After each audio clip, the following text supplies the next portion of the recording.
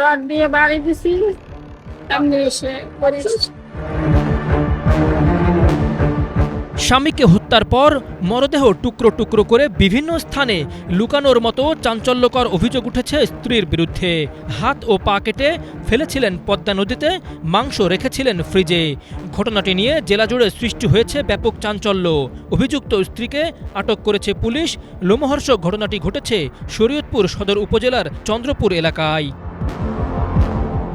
গত ১৩ মে গভীর রাতে নিজ বাসাতেই স্ত্রী আসমা বেগমের হাতে খুন হয়েছেন জিয়া সর্দার নামের এক প্রবাসী। পুলিশের হাতে আটকের পর স্বামী হত্যার লোমহর্ষক ঘটনার স্বীকারোক্তি দিয়েছে আসমা বেগম নিজেই। জানা যায়, ফেসবুকে পরিচয়ের পর গোপালগঞ্জের টুঙ্গিপাড়ার আসাদ তালুকদারকে ছেড়ে শরীয়তপুরের মাহমুদপুর এলাকার প্রবাসী জিয়া সর্দারকে বিয়ে করেন পিরোজপুরের নাজিরপুরের আসমা বেগম। বৃহস্পতিবার রাতে পারিবারিক বিষয় নিয়ে স্বামী স্ত্রীর মধ্যে ঝগড়ার এক পর্যায়ে ঘরে থাকা লোহার রড দিয়ে স্বামীকে একাধিক আঘাত করেন আসমা। এতে ঘটনাস্থলে মারা যান জিয়া। হত্যার পর ঘটনাটি ধামাচাপা দিতে মরদেহ টুকরো টুকরো করা হয়। 2 হাত ও 2 পা বিচ্ছিন্ন করে পদ্মা নদীতে ফেলে দেন, আর শরীরের অন্য অংশ সদর উপজেলার আটং বৃক্ষতলা এলাকার একটি পুকুর পাড়ে রেখে আসেন।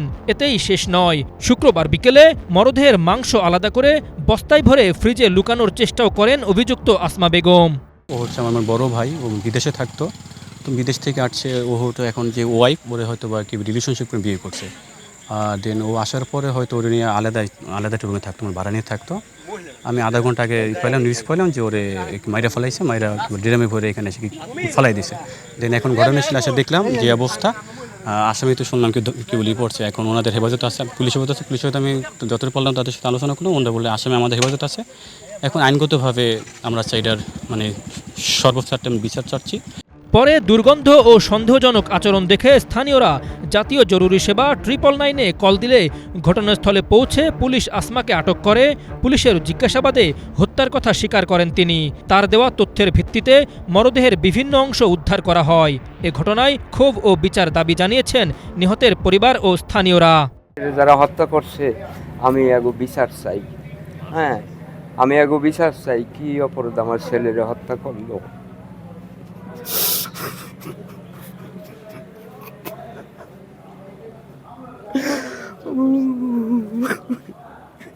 আমার বাবারে, আমার সৎ মা যারা খুন করছে তাদের বিচার চাই আমি, ফাঁসি।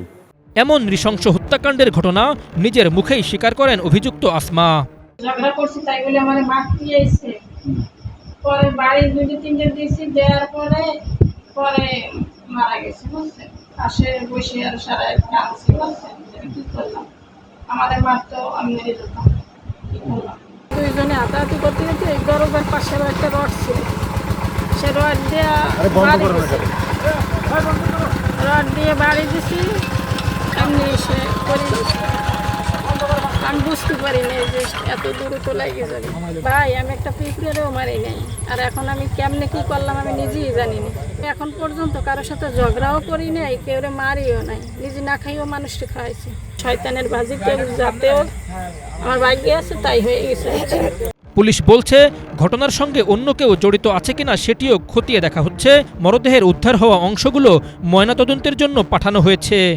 2টা হাত 2টা পা কাইটে আলাদা করে ফেলে। সে বাসায় একটা ড্রাম ছিল, ড্রামের মধ্যে তার শরীরে পুরা মাংসগুলা নিয়ে নিছে, মানুষের আতজুরি সহ সবগুলা ড্রামে নিছে। মাথাটা আছে ঠিক, আর বডির মাংসগুলা নাই, হাতটা ঠিক আছে, আর ড্রামের মধ্যে ওই মাংসগুলো আছে। আমার কাছে 999-এ একটা কল আছে, তাৎক্ষণিক আমি আমার ওই মোবাইল পাঠিয়ে এখানে পাঠাইছি। পাঠাইবার পরে 2 মিনিট পরেই ওই ড্রাম যখন খুলছে, গন্ধ আছে, সে বলছিল মাছ ফ্রিজে রাখতে আনছে। কিন্তু সন্দেহ হতে তারা আমরা আটক করছি। আটক করে যখন জিজ্ঞেস করছি তখন সে পার্ট টু পার্ট বললো আর কি তার বিরুদ্ধে হত্যা মামলা হবে। আমরা আরও দেখতেছি তার সাথে আর কেউ ছিল কিনা।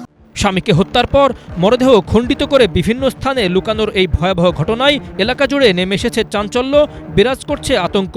নৃশংস এই হত্যাকাণ্ডের দ্রুত বিচার দাবি করছেন স্থানীয়রা। Bangla vision news desk.